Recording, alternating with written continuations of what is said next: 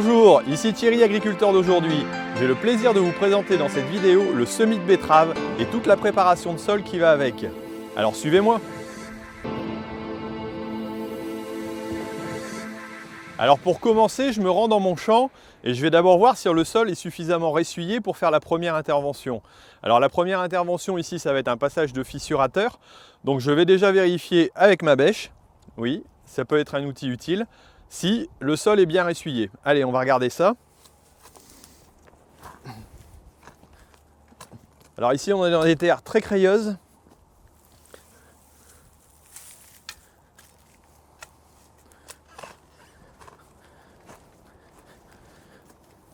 Alors j'essaye d'aller à peu près à la profondeur où l'outil va travailler. Je reprends une motte et je vais voir si j'arrive à faire une boulette. Bon, a priori, ça a l'air d'aller. Alors si je regarde un peu plus près avec vous, vous voyez que le sol commence à se ressuyer. Donc c'est pas mal. Je pense qu'on va pouvoir y aller. Allez, on va faire la première intervention. Alors il s'agit ici du passage du fissurateur. Alors comme vous avez pu le voir, je suis en non-labour pour cette parcelle. Ici il y a eu un précédent blé, suivi d'un engrais vert. D'ailleurs vous pouvez voir la vidéo qui a été enregistrée précédemment sur le site. Et puis, donc je passe d'abord un passage de fissurateur. Alors je l'ai équipé ici à l'avant au niveau du tracteur du Franquet dont on dispose à l'Acuma, qui a des disques à l'avant pour me permettre de broyer les détritus un peu plus donc avant le passage. Bon, c'est son sol roll ici, vous allez voir un petit peu son action.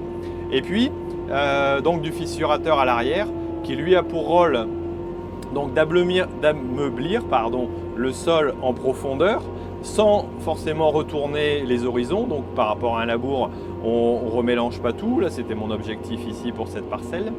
Et puis donc on peut voir l'action des dents qui elle vibre sensiblement au niveau du sol, donc permet d'ouvrir le sol, donc de l'aérer un petit peu. Et puis sur la partie supérieure, on a un système de rouleau donc avec des dents qui mélange un petit peu, si on veut, les déchets dans le sol. Bon, ça c'est encore relativement faible. Et puis on a à l'arrière le système de rouleau à barre qui nous permet de lisser et puis de rappuyer un petit peu. Donc là on va pouvoir vérifier si au niveau de la profondeur du travail du sol, si c'est suffisamment bien fait et si ça correspond à ce que j'attends. Voilà, allez, on fait un petit tour derrière. Alors maintenant que je suis passé avec mon fissurateur, je vais déjà vérifier qu'au niveau de mes réglages je suis bon. Alors pour ça, je vais simplement réutiliser ma petite bêche que j'ai utilisée tout à l'heure et vérifier qu'au niveau profondeur, on a quelque chose de suffisant et d'homogène. Alors là, je trouve que c'est pas mal. Au niveau profondeur de travail,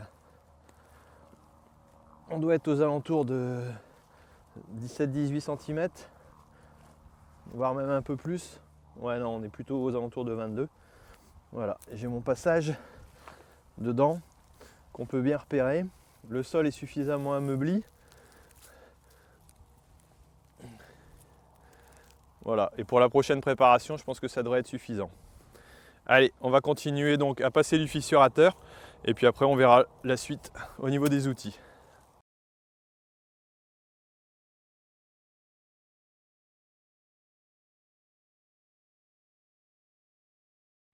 Alors ici on se retrouve dans la parcelle, donc on a laissé une journée entre le passage de fissurateur. Donc on voit qu'on a des petites mottes qui commencent à sécher, donc il est temps d'intervenir pour le deuxième passage. Donc là c'est ce que j'ai fait en venant avec ce qu'on appelle nous notre Franquet, donc c'est notre outil de travail du sol. Alors là j'ai ratelé le même outil qu'on avait devant la dernière fois pour couper sur le fissurateur. Donc c'est le Franquet avant, donc avec un système de petits disques, un système de double spire qui permet de niveler, égaliser le sol et le tasser un petit peu en profondeur. Et puis ici, donc sur le combigerme Franquet, on a à l'avant 3 rangées de dents efface-traces pour les roues, un système de rouleau donc spire et plutôt avant une petite barre niveleuse avec quelques dents qui permet d'égaliser un peu s'il y a des plus grosses mottes. Ensuite un rouleau spire.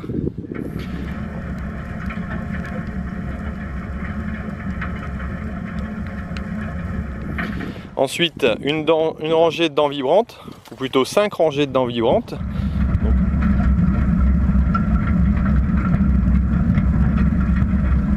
Donc un ensemble complet. Et puis 2 rouleaux cross-quilles.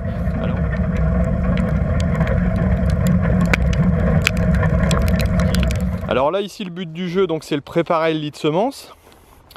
Alors on voit ici qu'on reste assez grossier, ici on affine un peu. Bon, on n'est pas dans la finesse la plus forte, mais c'est pas le but du jeu. Le but du jeu c'est d'affiner un peu, sachant que demain on va ramener le semoir. Ici on a des mottes qui sont facilement cassables à la main, donc il n'y a pas trop de soucis. Le semoir va pas s'embêter en passant là-dedans. On a aussi de la terre fine, donc là le but du jeu c'est d'avoir de la terre fine sur les 3 premiers centimètres. Et ensuite, on a de la terre un peu plus dure, mais c'est pas la peine d'aller trop profond. Le but du jeu, ça va bien être d'avoir un rappui sur la largeur totale. Alors on voit ici l'outil rappuie bien sur la largeur, on a quelque chose d'égal et c'est plutôt positif. Et ensuite, donc d'avoir la graine qui va pouvoir venir en s'appuyant, remonter l'eau par capillarité. Donc avec un bon appui au niveau du semoir, et normalement on devrait avoir un travail tout à fait correct. Donc voilà, on va pouvoir continuer le passage avec l'outil Franquet, et puis on verra pour demain pour le semis sans doute.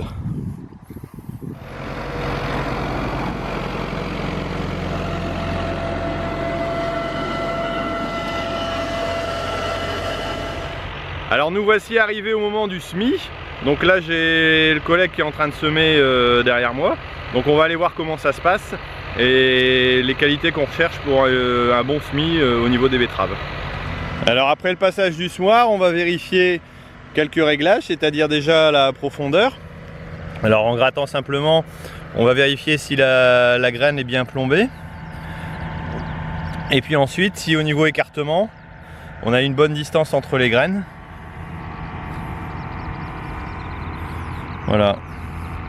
Alors le but du jeu c'est de poser la graine sur un lit de terre qui est suffisamment tassé, suffisamment fin et recouvert d'assez de terre aussi en surface pour lui permettre d'être protégé de l'extérieur et d'être le plus possible dans l'humidité. Ici si je pratique le non-labour, c'est en grande partie parce que ce sont des terres très séchantes et que le but c'est d'arriver à garder le maximum d'humidité. Alors comme on voit, la préparation est quand même relativement grossière, mais on verra un peu le résultat. Bon, heureusement le semoir plombe bien et on arrive à bien appuyer au niveau du sol.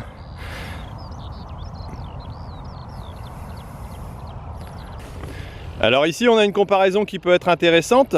Il s'agit d'une parcelle qui se trouve juste à côté de la mienne et qui elle est travaillée en labour. Donc ici on peut voir un peu l'humidité du sol dans ma parcelle là qu'on vient de semer. Voilà, si on gratte un petit peu.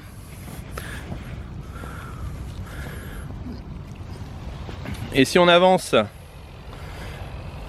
dans l'autre parcelle, on marquera qu'on a un travail plus fin, mais aussi, je pense, un peu plus sec. Je pense que j'essaierai de suivre un peu au niveau du semis, la lever et voir s'il y a des conséquences. Bon après bien entendu ça dépendra de l'humidité qu'on aura derrière et on saura comme d'habitude qui a eu entre guillemets raison ou tort de pratiquer de telle ou telle façon selon les conditions qu'on retrouvera derrière. Bon, moi mon but c'est bien de garder l'humidité au maximum, donc on verra ce que ça donne. Bon voilà, cette vidéo est maintenant terminée. Alors j'espère que vous en avez un peu plus sur la technique du semis de betterave que je pratique et puis que vous en aurez retiré quelque chose.